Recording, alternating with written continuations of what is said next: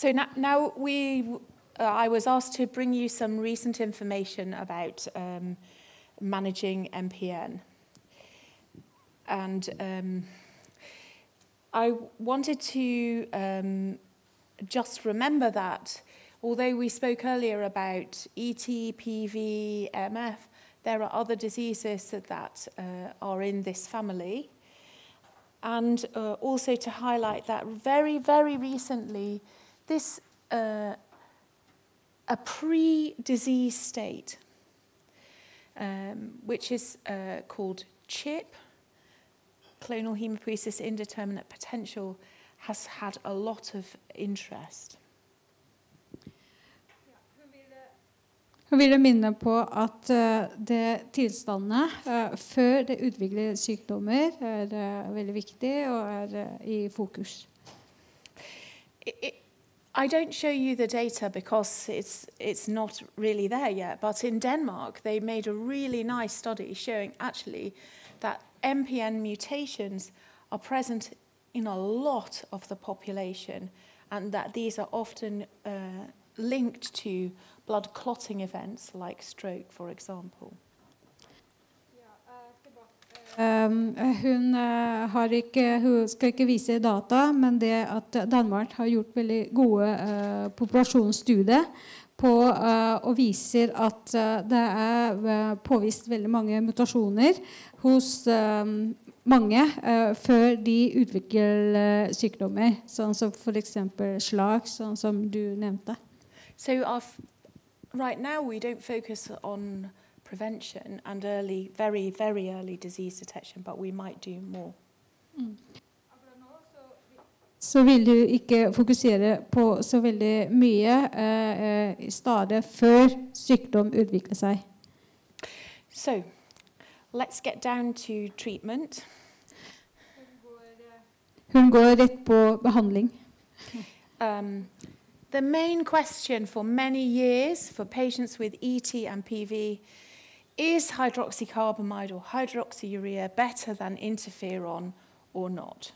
Now we have 3 main studies showing really no big differences.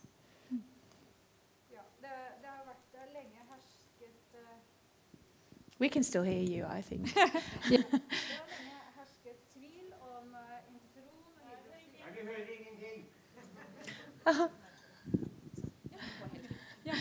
Det har lenge hersket tvil om interferon og hydroxyurea, hva som best av behandling av disse sykdommene, men nå har det kommet 3 store studier som ikke viser så store forskjell mellom medikamentene.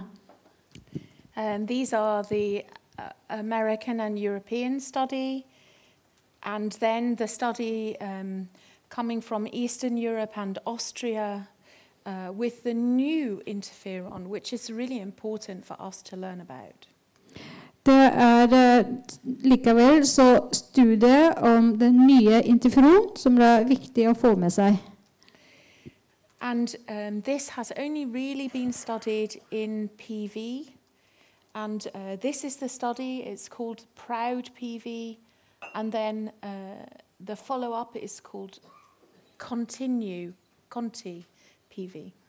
Ja, disse studiene forsket på PV som sykdom, og de 2 heter PROUD PV, som dere ser, og Continuation PV. This interferon is very important to our family because it appears to be more pure and maybe a longer acting, better tolerated interferon. Denne type interferon viser seg å være mer tolerable og mer spesifikk. What's the first thing to say? Better tolerated. Yeah. Yeah. And it comes from a company who has a big focus on MPN, called AOP Pharma. Ja, det kommer fra produsenten som har veldig stort fokus på MPN-sykdommer. For the most part, the patients had good control of their blood counts, no blood clotting, But you can see from this study that more patients stayed on interferon than the control treatment. Ja, vi kan se på kurvene at flere pasienter fortsetter med behandlingen enn kontrollgrupper. And more patients had better control in the long term of their blood counts. Ja, og flere holder sine blodverdiene innenfor det akseptable over lengre tid. Many doctors and probably many patients are interested in interferon because it's a more biological treatment. Både pasienter og leger mer interessert i interferonbehandling, det fordi det mer av biologisk opphav. Especially that we see some reduction in the amount of abnormal JAK2 mutation in patients treated with interferon. On this slide, you can see that the interferon patients in red have a slightly lower JAK2 over time. Det som interessant med den studien, også medikamentgrupper, de får redusert JAK2-byrde over tid, sammenlignet med kontrollgruppen. And this difference became significant, as you see at the bottom of the slide, after 2 years and more so after 3 years. Etter 2-3 år så ser man signifikant forskjell mellom gruppene.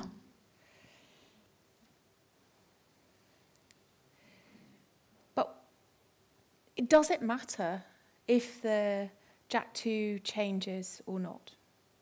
This is the subject of the next few slides that I will show you.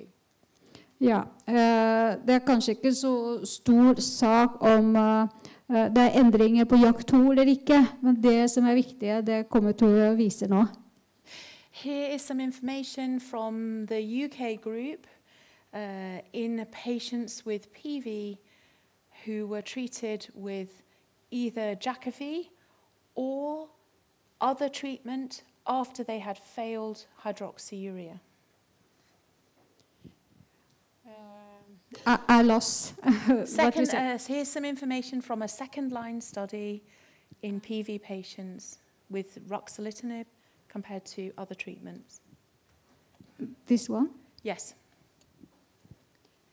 Okay. It's coming in the next slide. Ja. Det neste slide handler om andre linjes behandling, sammenlignet hydroxyurea og Jakavi. Here we saw that patients had a faster control of their blood counts. They kept control better with Jakafi than other treatments. Ja, man får raskere og bedre kontroll over sykdommen med Jakavi enn andre typer behandling. This is the red line on the graphs. Det den røde linjen på kurven. But we didn't see any difference for patients whose disease changed to myelofibrosis or leukemia. It was the same between the therapies. Ja, over tid så ser man ikke forskjell på utvikling av myelofibrose eller akutt leukemia.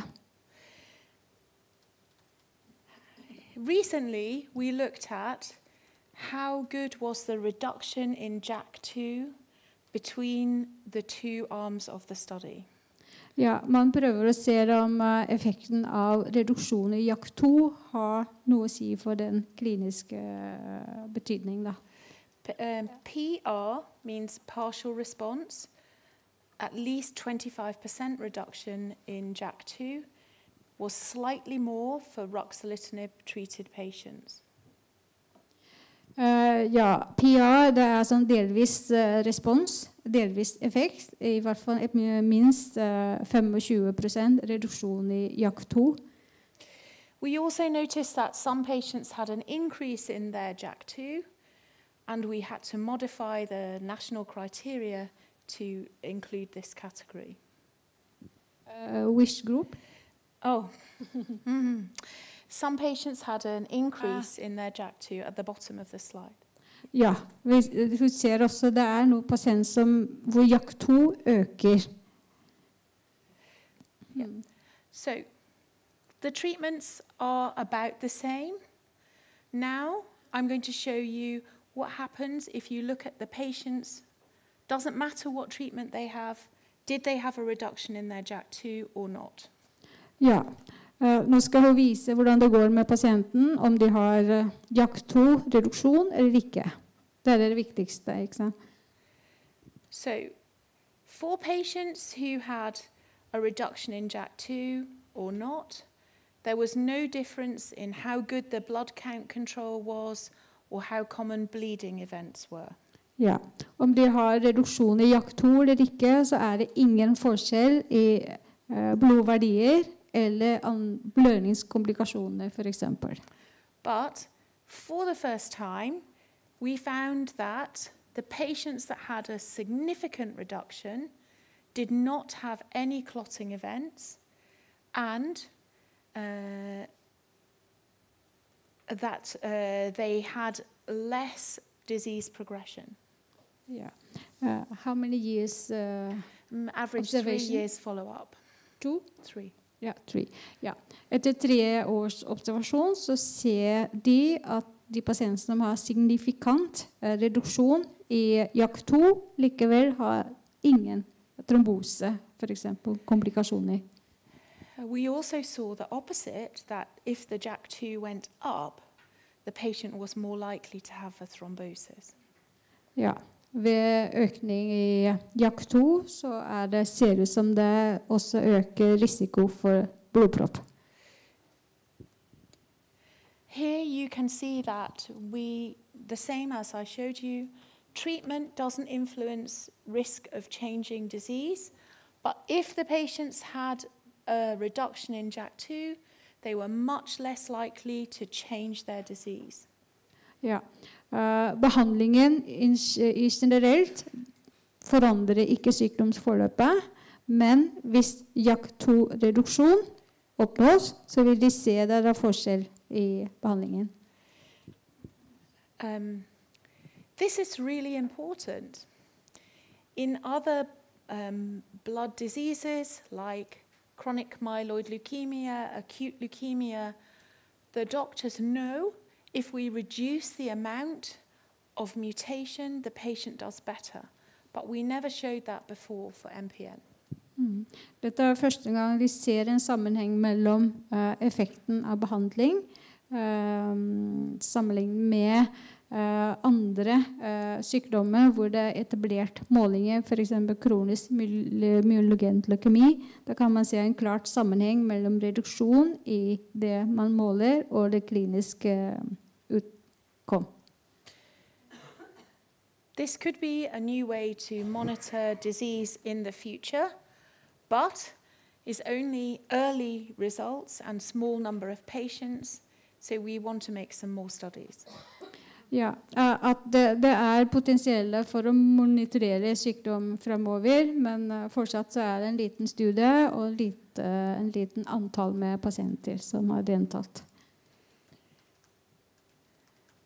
Now I want to talk about myelofibrosis and different prognosis systems and different treatments for patients. Ja, jeg er tilbake til samme som det jeg har snakket om egentlig. Vi skal snakke om molekyler som er relatert til myelofibroser og ulike prognosissystemer. A big problem now that we have Jakafi or ruxolitinib for patients is what to do when our patients don't respond well to that drug. Ja, hva gjør vi når pasienten ikke responderer på behandling med Jakavi? Many of us think this is the next question. How do we make that response better, longer, but also how do we find that the patient is losing their response? Ja, så hvordan kan vi gjøre et eller annet for at responsen skal vare litt lenger? Eller hvordan skal vi fange opp de pasientene hvor ikke det er respons lenger? This slide shows the many different ways your doctor might think about that. Is it that your spleen gets bigger, your symptom gets worse, actually it may be any one of these things. Ja, det sånn som leger ser på det, om at pasienten blir bedre. Hvordan det med symptomene? Hvordan skal man håndtere det? In the MD Anderson, they recently showed that for patients who stop Jakavi, some groups of patients do very badly, especially if the platelet count is low here, or if they have developed a new mutation, they do very badly. Ja. Dette et tall fra MC Anderson, hvor det viser at de pasienter som slutter med Jakavi, går det nok så dårlig med, og spesielt de med lave blodplater, eller de som har utviklet nye mutasjoner. So this is an important area where we are focusing right now.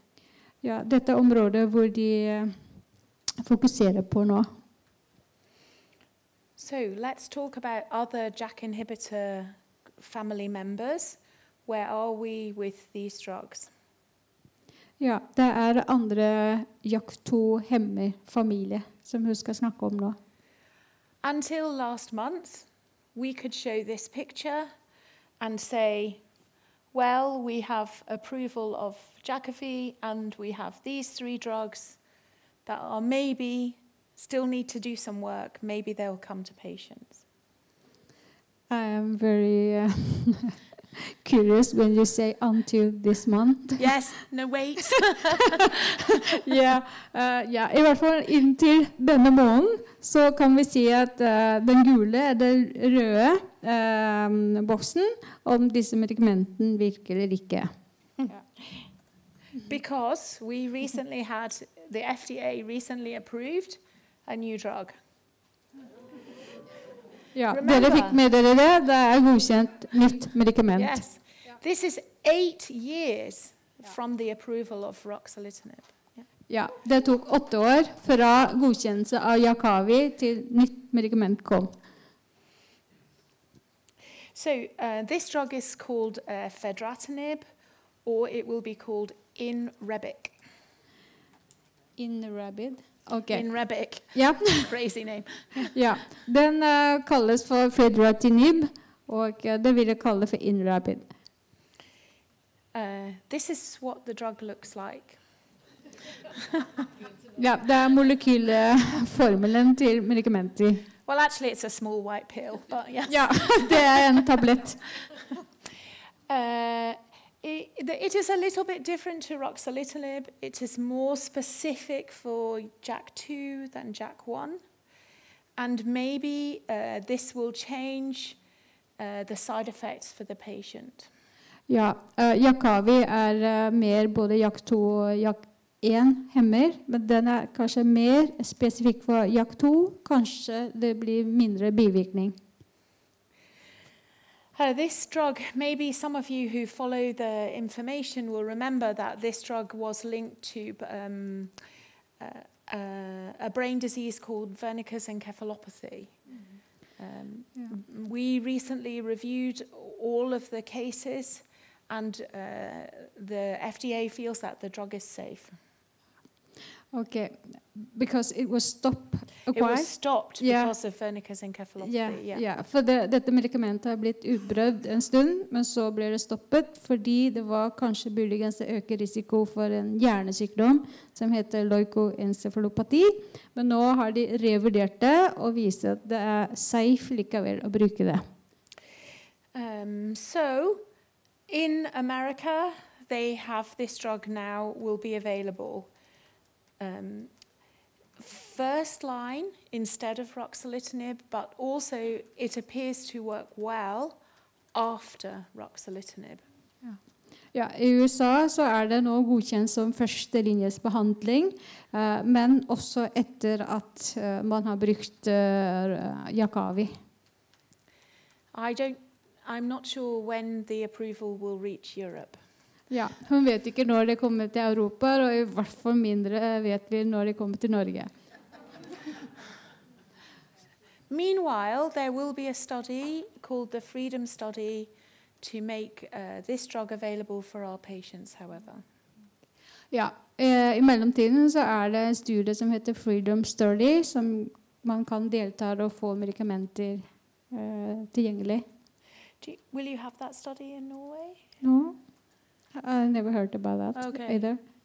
We need to campaign to make more studies available in Norway. Yeah. Really important. You're welcome. You work.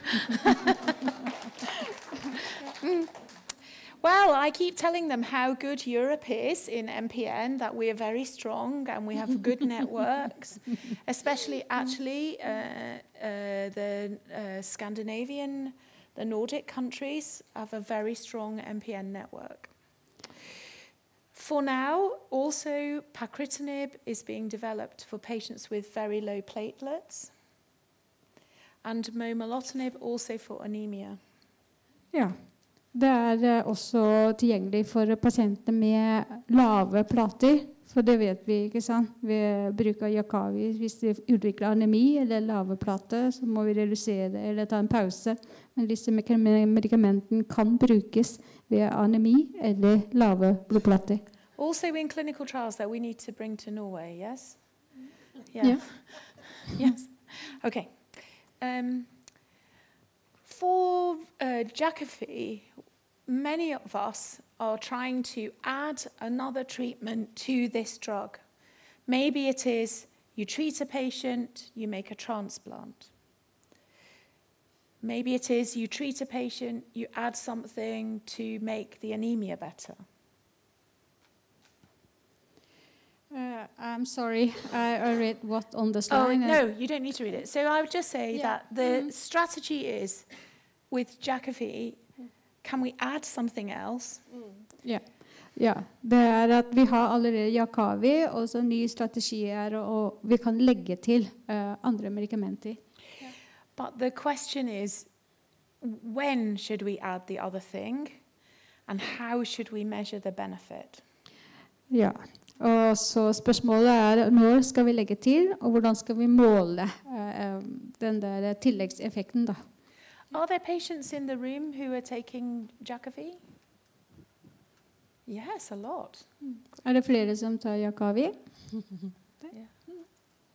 Right. Okay. So sometimes your doctor might add another treatment, for example, to improve the hemoglobin, not in a study. This is also really important. Ja, det også viktig at man legger til andre medikamenter til Jakavi, selv om man ikke deltar i studiet for å øke effekten av Jakavi. Jeg vet at noen av dere får det. I know some patients. Some of your patients. Yeah. Great. Yeah. So this is a really good drug, but we need to work to make it better. Ja, disse veldig gode medikamenter, men vi må bli bedre kjent med det for å gjøre det enda bedre. For the last few slides, I want to talk about not targeting JAK. Ja, for de siste slidene så skal hun snakke om medikamenter som ikke retter direkte mot JAK-mutasjonene. I especially want to focus on 4 examples, but I could talk about many different molecules that are being tested for myelofibrosis. Ja, det har vært veldig mange medikamenter som er testet ut, men hun ville fokusere om spesielt 4 typer. The first is imetelstat. This is a drug that focuses on reversing aging of the chromosomes. Ja. Det første hun skal snakke om heter imetelstat, og det hos pasienten med myelofibrose som dere ser. This drug is waiting for further development, but the initial results show favorable effects, especially for patients who are not doing well on standard treatment and are triple negative, don't have a driver mutation. What kind of effect? Improvement in survival, improvement in symptoms, and improvement in the bone marrow. Ok. Dette medikamentet har vist å ha gode effekt på blodprøver, muligens også overlevelse, på ja. Var det det hun sa? Ja, og benmargen. Okay. Here's a more detailed slide for you. The next drug is really interesting, completely different. It is a natural chemical we have in our bodies that binds to damaged tissues and repairs damage. Dette veldig interessant medikament som binder til skadede produkter og prøver å reparere skaden. In patients with myelofibrosis, levels of this molecule called pentraxin 2 are low. So there is a logic to replace that. Ja, man har funnet at hos myelofibrosepasienter så det nivå av pentraxin 2 som et sånn reparasjonsmolekyl på en måte, litt lav, så det et argument for å prøve å erstatte det. It works very well in a mouse.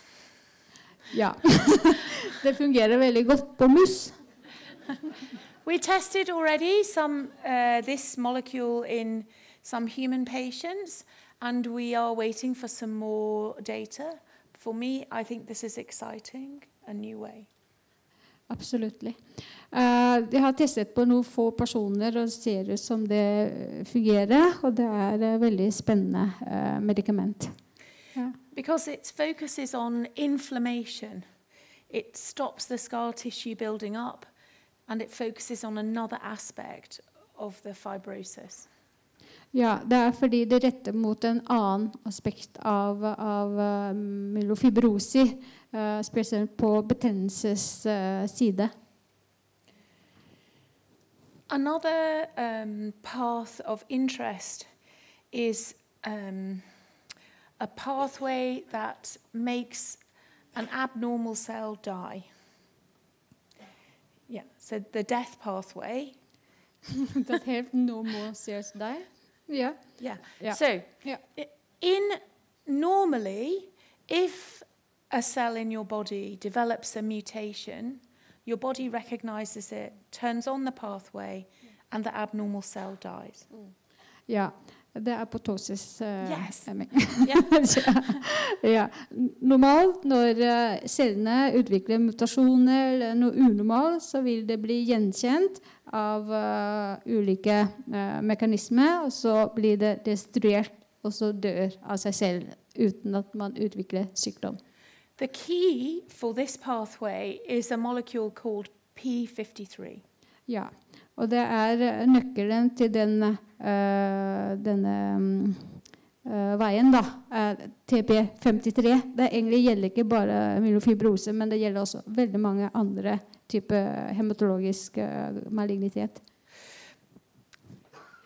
We found in patients with MPN that P53 is switched off because this molecule, MDM2, is inhibited. Ja, hos myelofibrosepasienter så fant man at det der MDM2-molekylet, den skrudd av, slik at TP53 skrudd opp. So we are trying in patients with PV and MF 2 different inhibitors to switch on the apoptosis pathway. Ja. Man prøver 2 molekyler for å få den apoptosis, det TP53, til å virke bedre. Yeah. This is probably going to be important in this disease area. Hun tror det kommer til å bli viktige medikamenter fremover. The last molecule that I want to watch and I want for my patients is a molecule that is to do with a pathway known as BET, B-E-T. Ja, en annen pathway til som heter BET, der hun ønsker at det skal komme til, ja, til hennes forskningsområde og til hennes pasienter. The BET pathway has many impacts on MPN. Ja, the BET pathway er spesielt viktig for MPN. It affects inflammation, gene expression, and platelet production. Ja, det påvirket betennelsesprosesser, genuttrykk og what's the last thing you said? Platelet production. Ja, og produksjon av blodplater. So you can hear that this could be a really important pathway. Ja, man kan høre at det er en viktig pathway. So far, we have tested one of these drugs in patients with myelofibrosis, and we saw some very exciting results that will be presented at the ASH meeting. Ja, så langt så har de testet ut på noen pasienter og har fått veldig interessante resultater som de skal vise frem på ASH da this year. Ja. So for myelofibrosis, we have many new drugs that will be important for patients. And I think there's still a lot of excitement and interest to try to make things better. But again, this is only one aspect of patient care. You can have the best drug, but if you don't have your team around you and you don't look after yourself, then the drug is not going to work as well. Ja, det hun prøver å si er at man skal prøve å ta vare på hele mennesket og ta vare på seg selv.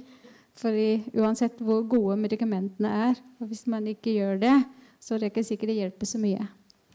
Some other things that I didn't show on slides because I wasn't sure how long it would take to do interpretation. And you've done a brilliant job. We might want to discuss in questions now. Increasingly, we use genetic mutation screening to test prognosis for patients. In the UK, we only are doing this for myelofibrosis patients, not so much for other patients. We don't Ja, det er også disse mutasjonene som jeg viste dere tidligere i dag. Så i UK så tar de tester på myelofibrose-pasienter. All myelofibrosis patients or only the young one? No. Patients where it will influence the decision about treatment. Yeah. So mainly around transplant and how long a patient will respond to Jakafi. Ja, de tester på pasienten hvor det har en behandlingskonsekvenser, om de skal bruke Jakafi veldig lenge, eller om de skal gå til transplantasjon. At the moment, we don't choose a treatment based on the genetic results for the patient. Ja, foreløpig så tester de ikke på alle. But I think this might be important, so if you have the opportunity to have this kind of testing offered to you by your doctor, I would have it. I think it's important to have as much information about your condition as possible. Ja, i hvert fall hennes mening. Jeg tror jeg har en annen mening, men more work. My words. At man bør teste så mye som mulig for å få mest mulig informasjon om sykdommen, da. So this is my last slide. I can tell you what I said. This is your opinion. I'm not totally agree. Yes, fine. This is always a risk when you have somebody translating for you. You make one thing and they say another. Yeah. Especially happens with patients in London. You say 50 words and the interpreter says 3 words. A big problem for us. So I want to say from me a huge thank you. Thank you so much for interpreting. And I'm very happy to take questions. But I think you should be really, really optimistic about so many exciting prospects for new treatments, but also new ways of delivering treatment and new partnerships. Thank you.